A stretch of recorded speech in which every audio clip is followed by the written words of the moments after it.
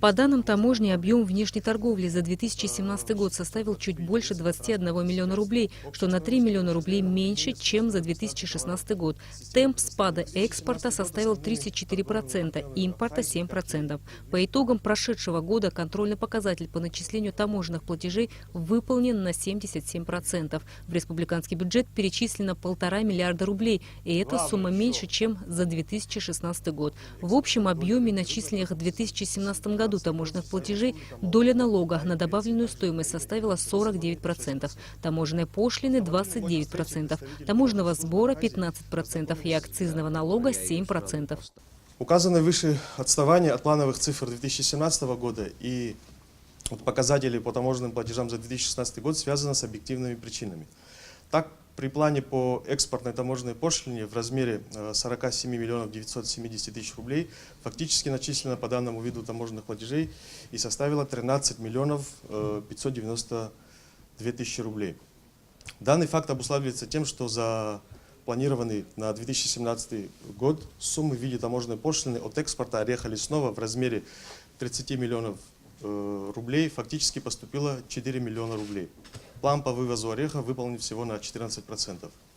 По результатам правоохранительной деятельности отделом дознания таможенных расследований ГТК было принято к производству 170 дел об административных правонарушениях. Из данного количества 69 дел по материалам, переданным из отделов по борьбе с контрабандой и таможенными правонарушениями, 49 дел по материалам таможенного управления ГАЛ и 52 дела, переданных из таможенного поста ПСОУ. За прошедший год было реализовано 21 мероприятие. Проведенным анализом за прошедший отчетный период усматривается повышение роста таможенных правонарушений в части недекларирования и недостоверного декларирования товаров в таможенных пунктах пропуска ГТК РА. Также усматривается рост выявления таможенных правонарушений, соответственно и поступление административных штрафов за совершение таможенных правонарушений.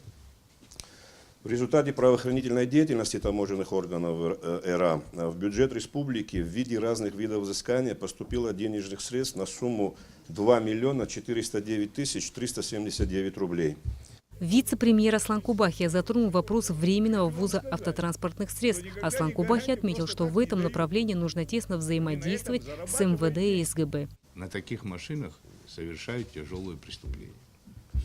Вот эти машины, которые бесхозные по стране бегают.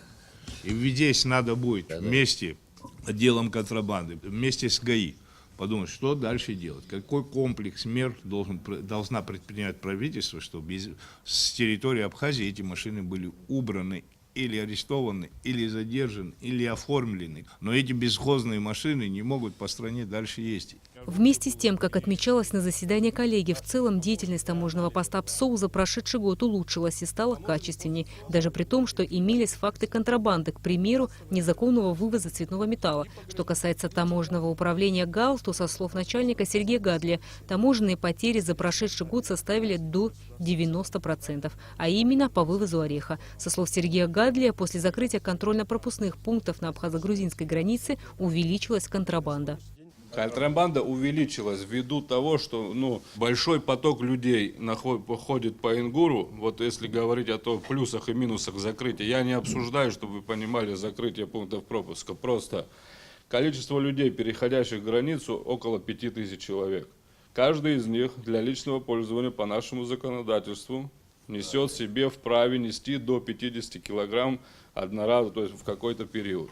Все это где-то есть, так скажем, не особо законопослушные граждане, которые где-то это концентрируют, собирают, и от этого получается, что концентрация товаров грузинского происхождения, уже мы не говорим о грузинской маркировке, которая подлежит 100% изъятию, то товары для личного пользования, да, такие, я не знаю, бытовые, просто там еда, я не знаю, бытовая техника, очень трудно доказать, что они идут на перепродажу.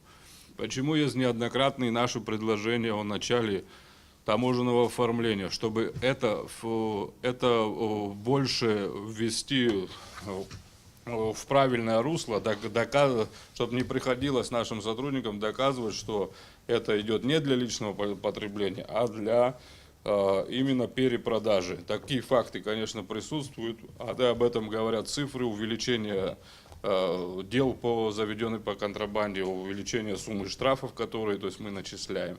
Как отметил председатель Государственного таможенного комитета Беслан Цинария, техническое оснащение границы по реке Ингур оставляет желать лучшего. По его словам, ситуация не изменится к лучшему, пока там не будет наведен порядок. Если говорить в дальнейшем о вообще развитии инфраструктуры, но сегодня я считаю, что наша граница на Ингуре, она для нас позорно выглядит. Это не граница. Были бы возможности такие финансовые, мы бы ее обустроили бы как положено в соответствии с требованиями, нормативами, чтобы не было никому стыдно. За активное участие во внешнеэкономической деятельности по импортным операциям в 2017 году председатель таможенного комитета Беслан Цинария вручил памятные плакетки представителям 8 фирм: Ахра, Премиум, Контиопт, РН Абхазия, Винные воды Абхазии, Абхазские мандарины, Агродом и Хамса. Самый крупный экспортер сельскохозяйственных агрокультур 2017 года – ООО «Агродом».